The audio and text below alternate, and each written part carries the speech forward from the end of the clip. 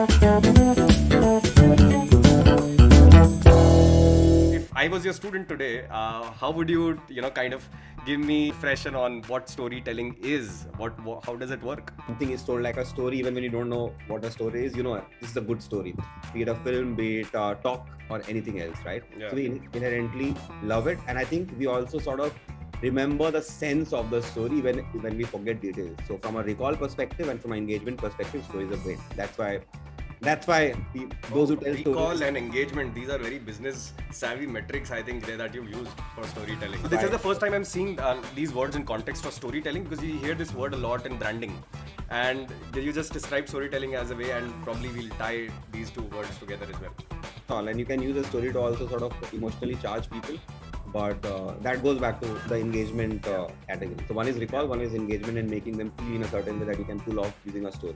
Now, how to do a good story? The three keywords that if one is always aware in their head, they will always tell or create something which does the story job. Content need not be story.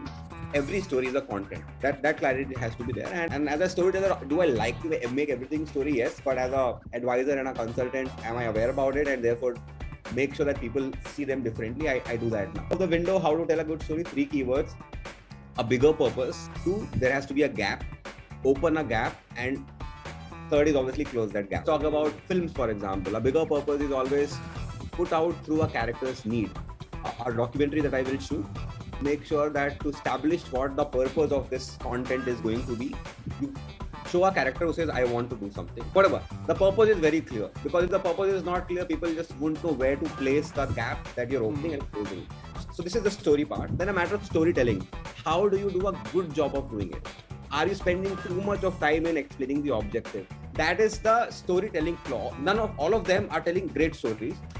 Storytelling is a personal choice, and you have to feel your audience. Some audiences will immediately say, we don't care about objective, we know it, dude. So you don't always have to package it all together. So storytelling involves how do you be effective about it, know your audience, keep it short, keep it long, spend more time on which section, how many gaps do you open, are you becoming repetitive about it, is it predictable, etc., etc. This bad storytelling is when a person spending way too much of time on any one of these elements, like he's just opening the gap. I'm like, yeah. So that's why I'm saying that. If you're speaking to somebody, you need the audience first. Storytelling, I think this is literally enlightening, and I think you just articulated it very well that in a talk show, this is the nature of it. You kind of start off with the purpose, question is the gap, answer is the filling that gap. So there's a constant loop of that maintained, which keeps the people engaged, and as long as we're doing our job fine of making it informative, entertaining, educating enough, it's taken care of. You don't need to spend too much time trying to be a filmmaker at that.